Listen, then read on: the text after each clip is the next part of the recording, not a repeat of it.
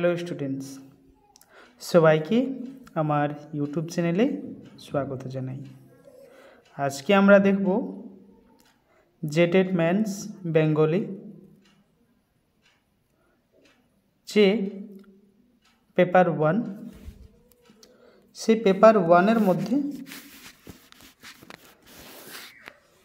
1 to 8 class 1 to 5 এবং 6 to 8 যাদের Bengali মাতৃভাষা রেখেছেন সেই সব টিচারদের জন্যই কিন্তু এই ভিডিওটি। ঠিক আছে, তাহলে আমরা এই ভিডিওটি পুরো ভালোভাবে দেখব এবং জ্যাকবোর্ড ক্লাস 10 যে সকল স্টুডেন্টগুলো আছে তাদের জন্যই কিন্তু এই ভিডিওটা। অ্যাকচুয়ালি ক্লাস 10 এর সিলেবাসকেই দেওয়া হয়েছে জেটেড ম্যানসের যে পেপার 1 সেটিতে, তাহলে দুটোই কাজে লাগবে এখান থেকে। ক্লাস 10 বেঙ্গলি জ্যাকবোর্ড জেএসসি এবং ক্লাস 10 তাদেরও। ঠিক আছে, তাহলে আমরা আজকে দেখব শিলাদিত্য। আজকে কি দেখব? শিলাদিত্য, যেটি অবনীন্দ্রনাথ ঠাকুর লিখেছেন। এটি একটি কাহিনী। আমরা খুব ভালোভাবে সেটা বোঝার চেষ্টা করব। কারো কিছু কোশ্চেন জিজ্ঞাসা করার থাকলে এই নাম্বার দিয়ে জিজ্ঞাসা করতে পারেন। হোয়াটসঅ্যাপ মেসেজ করতে হবে, কিন্তু সময় আমার যখনই হবে আমি ঠিক রিপ্লাই দিয়ে দেব। ঠিক আছে, 9199154669 হোয়াটসঅ্যাপ নাম্বার। ঠিক আছে, তাহলে আমরা ক্লাসের দিকে শুরু করি।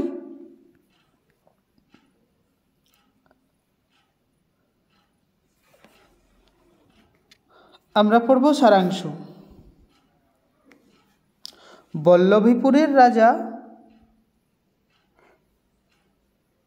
বল্লভীপুরের যে রাজা ছিলেন সেইখানকার এই ঘটনা এবং সেইখানকার যে খুব একটা ভালো রকমের ঘটনা, সেই ঘটনাটা আমরা আজকে দেখব বা শুনব।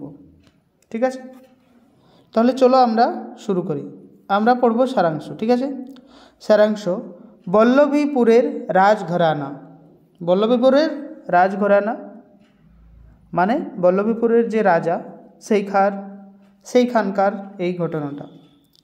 রাজা কনক সেনের বংশে শেষ রাজার রাজত্বকালে বল্লভীপুরে ছিল এক প্রকাণ্ড সূর্য মন্দির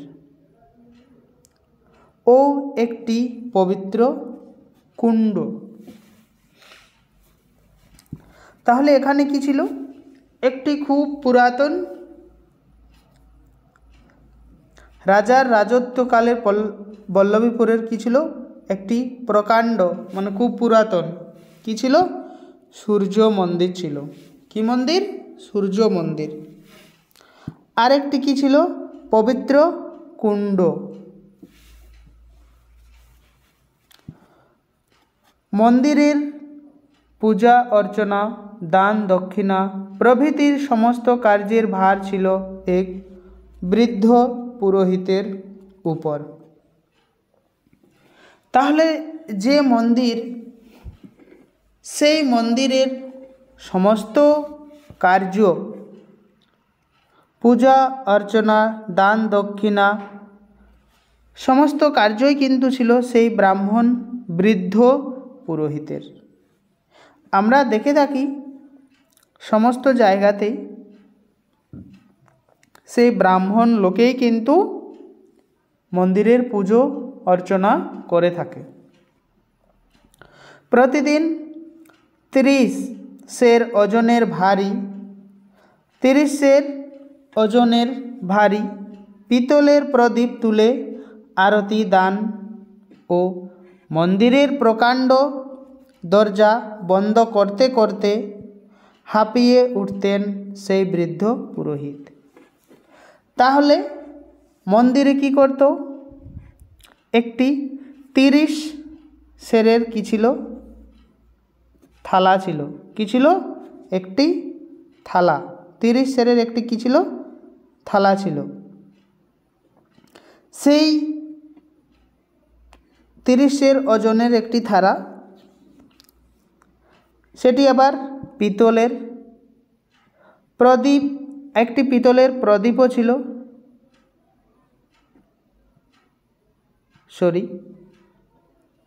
এখানে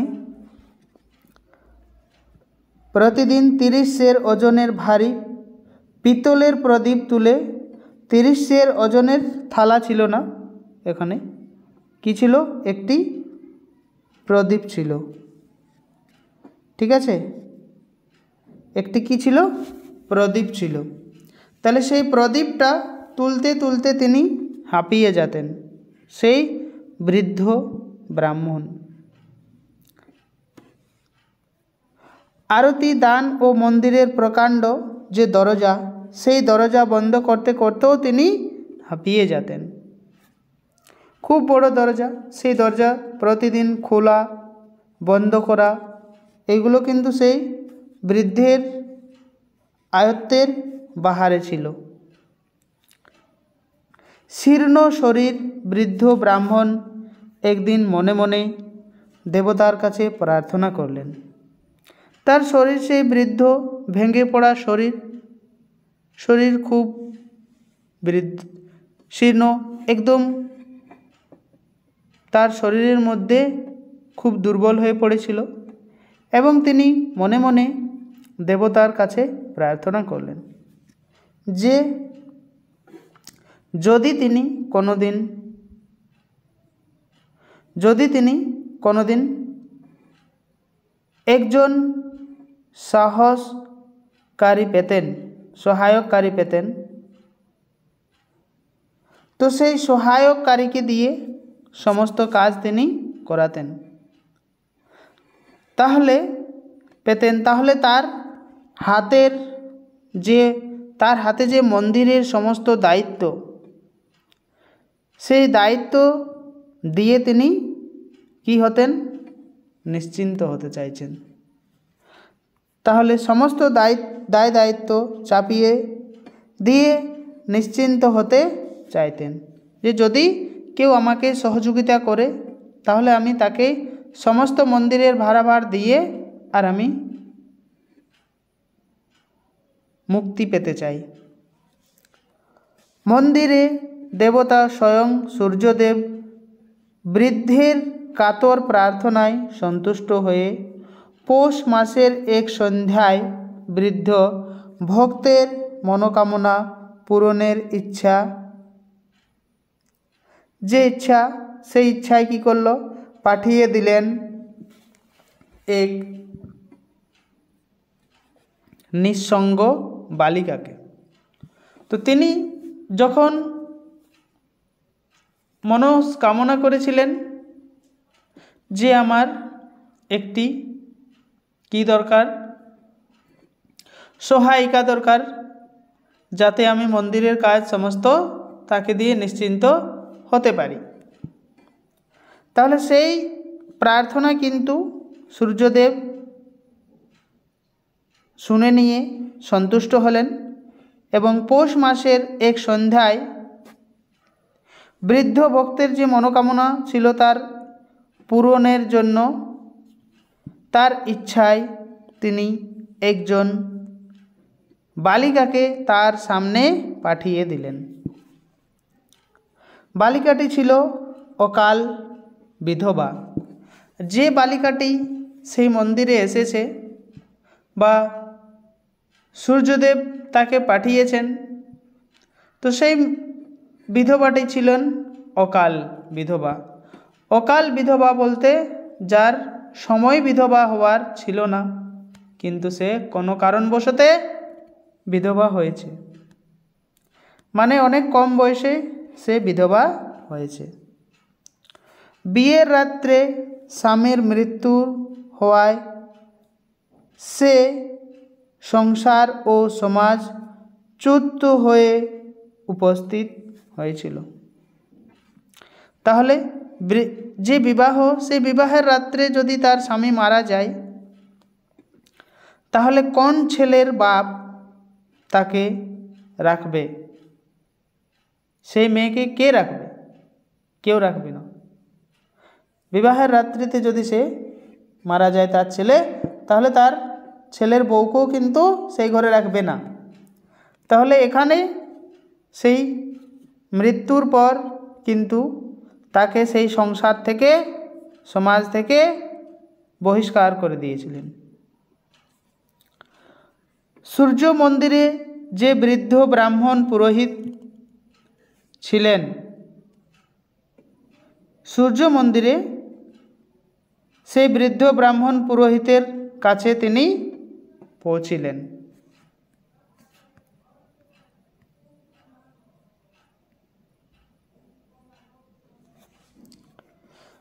বৃদ্ধ তার নাম রাখলেন সুভাগা। বৃদ্ধ তার কি নাম রাখেছিলেন? সুভাগা। কোশ্চেনের মধ্যে কিন্তু এগুলো আসে, ঠিক আছে? ভালোভাবে খেয়াল না রাখতে পারলে কিন্তু সমস্যা আছে।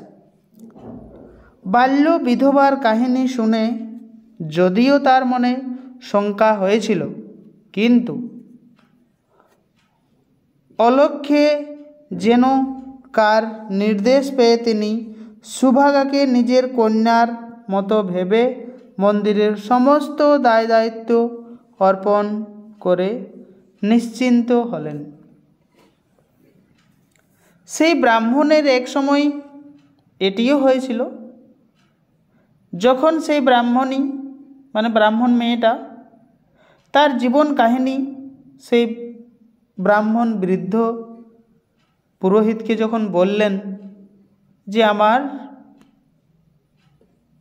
কাহিনী হচ্ছে এইভাবে, বা আমি এইভাবে ঘর থেকে চলে এসেছি, বা আমাকে ঘর থেকে তাড়িয়ে দেওয়া হয়েছে, আমি অসহায়, তখন কিন্তু সেইখানে সেই বৃদ্ধ পুরোহিত ভাবলেন যে একে রাখা উচিত কি রাখা উচিত না। কিন্তু কিছুক্ষণ পর তার মনে একটা সেই যে আশঙ্কা, সেই আশঙ্কা ধীরে ধীরে দূর হয়ে যায়, এবং তার সাথে তার মনে একটা ইচ্ছা জাগে যে কেউ যেন তাকে বলছে যে তুই একে মেয়ের রূপে রাখ, তোর সমস্ত কাজের দায়িত্ব একে দিয়ে দে।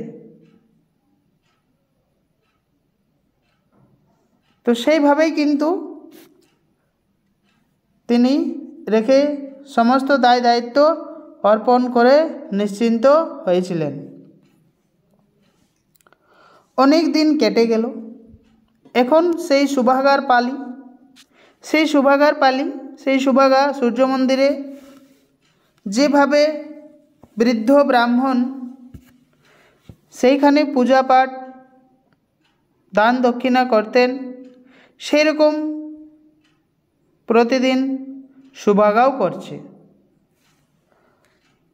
অনেক দিন হয়ে গেল, সুভাগা মন্দিরে সমস্ত কাজকর্ম শিখে নিল। একদিন হঠাৎ বৃদ্ধ ব্রাহ্মণ শেষ নিঃশ্বাস ত্যাগ করলেন। তারপর সেই কাজ করতে করতে করতে করতে একদিন সেই বৃদ্ধ ব্রাহ্মণ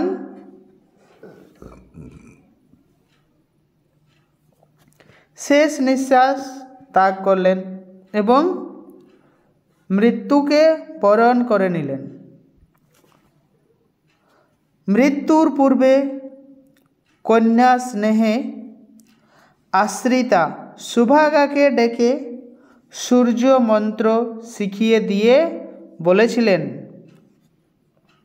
যখন তিনি মরলেন তার আগেই তাকে সূর্যদেবের যে মন্ত্র ছিল সেই মন্ত্র কিন্তু শিখিয়ে দিয়েছিলেন। বলেছিলেন, আমি যে মন্ত্র তোমায় দিলাম তা একবার মাত্র উচ্চারণ করা যায়, আর আমি যে মন্ত্র তোমাকে দিচ্ছি সেই মন্ত্র একবার মাত্র উচ্চারণ করা যায়, বেশিবার কিন্তু করা যাবে না।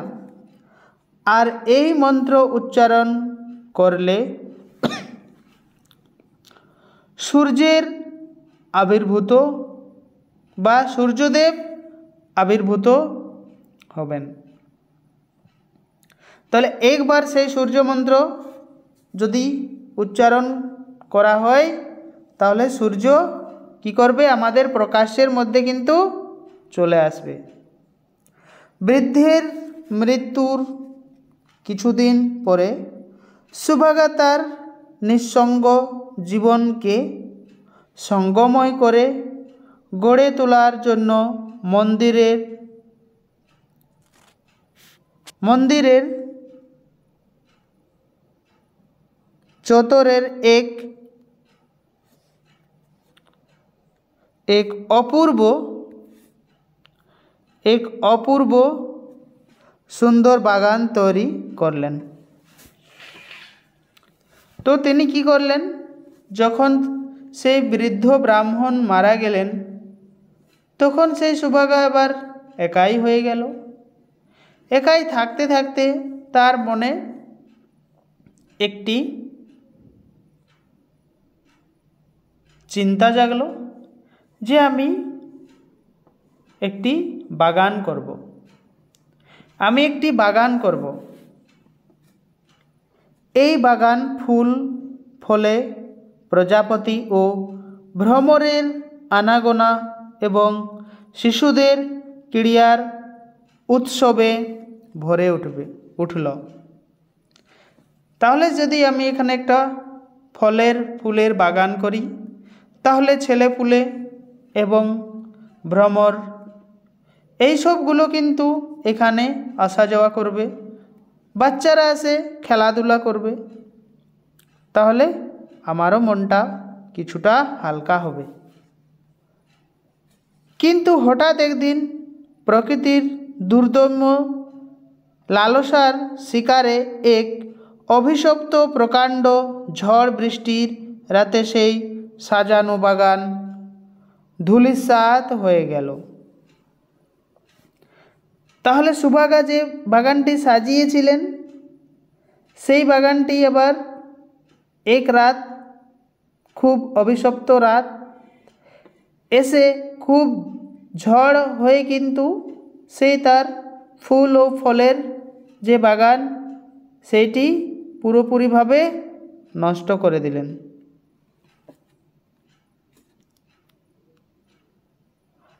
সেই ঝড় বৃষ্টির রাতে মনে পড়ল বিগত জীবনের স্বামীর শাশুড়ির অকথ্য অত্যাচারের কাহিনী। আর সেই ঝড় দেখে শুনে আর যেদিন তার স্বামী মারা যায় সেই দিনের কথা কিন্তু তার কানে স্মরণ হচ্ছে, এবং তার শাশুড়ি শ্বশুর যেভাবে তার অকথ্য অত্যাচার করেছে তার উপর, সেইগুলো কিন্তু বিশেষভাবে তার স্মরণ হচ্ছে। সুভাগা প্রকৃতির শান্ত মূর্তি ধারণের ন্যায় নিজে শান্ত মূর্তি ধারণ করে মন্দিরে প্রবেশ করলেন। তারপর সেই সমস্ত কাহিনী যখন মনে হচ্ছে তখন সে নিজেকে শান্ত করলেন, এবং শান্ত করার পর সে মন্দিরে আবার তিনি প্রবেশ করলেন। মন্দিরে প্রবেশ করে অর্গল বন্ধ করে দিয়ে শান্ত মনে নির্বিকার চিত্তে জপ করলেন বৃদ্ধ ব্রাহ্মণের দেওয়া সূর্য মন্ত্র। তারপর সেই সুভাগা মন্দিরের ভিতরে প্রবেশ করার পর যে দরজার অর্গল থাকে, ছিটকিনি থাকে, সেইটা কিন্তু বন্ধ করে দিলেন এবং শান্ত হয়ে সেই মন্দিরের ভেতরে বসলেন এবং সেই ব্রাহ্মণের দেওয়া সূর্য মন্ত্র সুভাগা কি করছে? সুভাগা কাতর আহ্বানে সূর্যদেব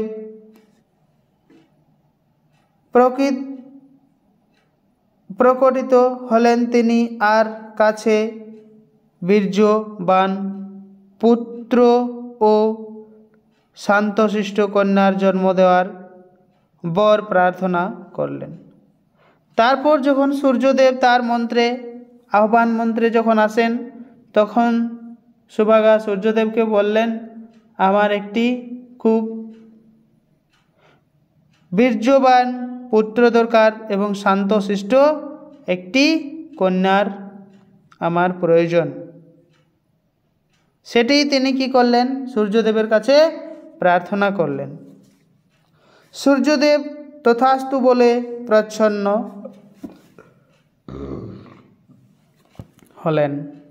তাহলে সেগুলো তথাস্তু বলে আর সূর্যদেব চলে গেলেন। লোক চক্ষুর অন্তরালে সুভাগা এক পুত্র ও এক কন্যার জন্ম দিলেন। এবং কি হলো?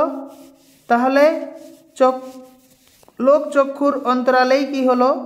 একটি পুত্র এবং একটি কন্যার জন্ম সেখানে কিন্তু হলো বা জন্ম দিলেন এবং তাদের নাম রাখলেন গায়েব ও গায়েবী।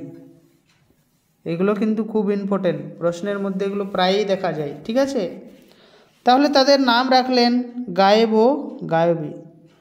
সূর্যদেবের বরে পুত্র গায়েব হয়েছিলেন অপার শক্তিমান ও বীর্যবান এবং গায়েবী কি হয়েছিল?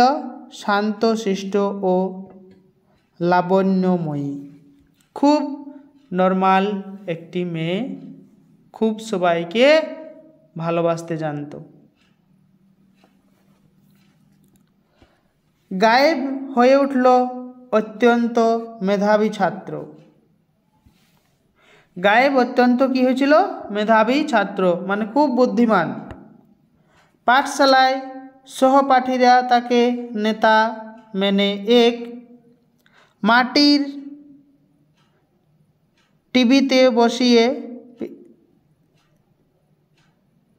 ঠিবিতে বসিয়ে রাজা বানিয়ে নিল। তাহলে তাকে নেতা মানত সব বাচ্চারা এবং তাকে মাটির একটা কি করলো?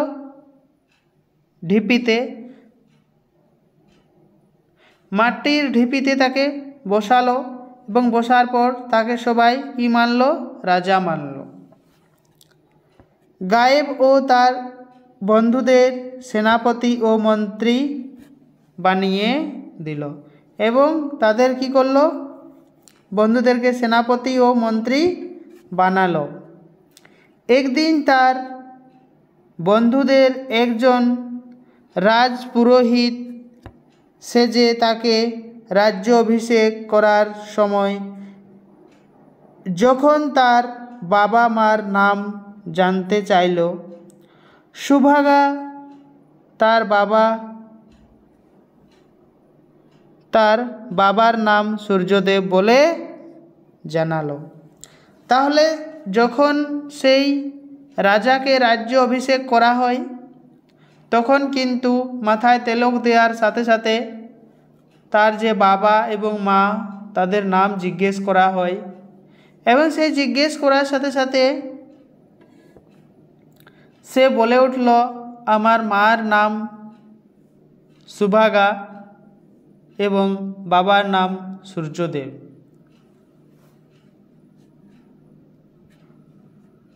মায়ের কথা বিশ্বাস করতে না পেরে একটু কথা শোনালে সুভাগা পুনরায় মন্দিরে প্রবেশ করে দ্বার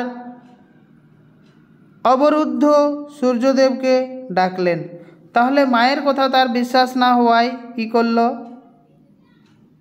সূর্যদেবকে আবার পুনরায় সুভাগা ডাকল।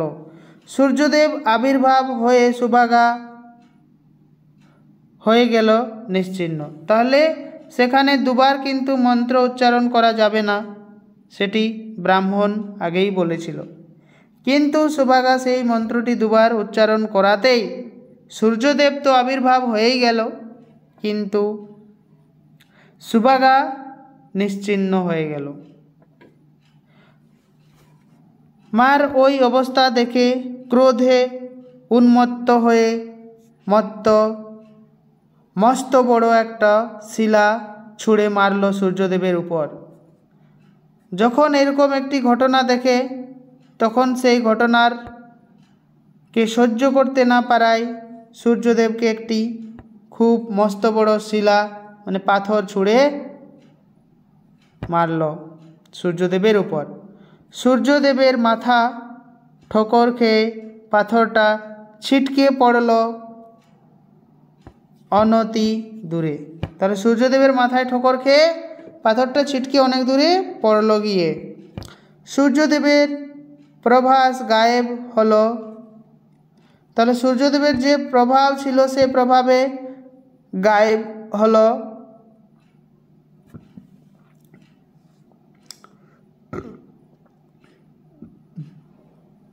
গায়েব হলো মূর্ছিত। তাহলে সেই গায়েব কি হলো? মূর্ছিত হয়ে গেল, অজ্ঞান হয়ে গেল। মূর্ছা ভঙ্গের পর গায়েব তার বোন গায়েবীর কাছে বা কাছ থেকে জানতে পারল স্বয়ং সূর্যদেবই তার পিতা। তাহলে সেই সব শোনার দেখার পর গায়েবী বলল তার দাদাকে যে সূর্যদেবই হচ্ছে আমাদের প্রকৃত পিতা। গায়েবী হাতে সেই শিলা খণ্ডটি দিয়ে বলল সূর্যদেব তার নাম রেখে গেছেন শিলাদিত্য। তাহলে সেই পাথরটিকে ছুঁয়ে করে বলল যে গায়েবের নাম হবে শিলাদিত্য, সেটি গায়েবীকে বলে গেছে। এই শিলা পাথরটি দিয়ে সে শত্রুকে পরাস্ত করতে পারবে। আর এই যে শিলা পাথর, সেই পাথর দিয়েই কিন্তু সে সমস্ত শত্রুকে পরাস্ত করতে পারবে। গায়েব যখন বিশ্বজয় করতে বের হবে তখন তার রথে চড়ে শিলাদিত্য বিশ্বজয় যাত্রা করবে। তাহলে সেই বিশ্বজয় যাত্রা কিন্তু তার পরে রথে চড়ে সে করবে। ঘটনাটি ঘটল তাই, আর সেটিই হলো। শিলাদিত্য স্বর্ণ দিয়ে সমস্ত মন্দিরটি মুড়িয়ে দিয়েছিলেন। তাহলে সেই মন্দির সূর্যদেবের যে মন্দির সেটি সোনা দিয়ে পুরোটা মুড়ে দিয়েছিলেন। সূর্যকাণ্ড থেকে উঠে আসা রথে চড়িয়ে তিনি বিশ্বজয় করেছিলেন। তাহলে সেই রথে তিনি পুরো বিশ্বকে জয় করে নিয়েছিলেন। কিন্তু কাল পরিণামে ভাগ্যের পরিহাসে এক সময় দুষ্ট অসভ্য যবনের হাত থেকে বল্লভী রাজ্য রক্ষা করতে গিয়ে বিশ্বাসঘাতকের ষড়যন্ত্রে পড়ে শিলাদিত্যের মৃত্যু হলো। তাহলে এটি খুব সহজ সরলভাবে বুঝতে পারা গেল। এখান থেকে অনেকেই প্রশ্ন থাকে, ঠিক আছে, যেটি ঝাড়খণ্ড পাড়া শিক্ষকের যে এক্সামটা হলো আকলন এক্সাম, সেটাতে বেঙ্গলি থেকে কিন্তু এই চ্যাপ্টারগুলোর থেকেও কোশ্চেন ছিল। যদি কেউ না দেখে থাকে তাহলে সেই প্লেলিস্ট দেওয়া আছে, সেই প্লেলিস্টে গিয়ে ভিডিও সমস্ত গুলো আছে, গিয়ে দেখতে পারেন। তাহলে চ্যানেলে যারা নতুন অবশ্যই চ্যানেলটিকে সাবস্ক্রাইব করে রাখবেন, তাহলে নতুন নতুন ভিডিওর আপডেট কিন্তু পেয়ে যাবেন। ভিডিওটি পুরো দেখার জন্য সবাইকে অনেক অনেক ধন্যবাদ। থ্যাংক ইউ সবাইকে।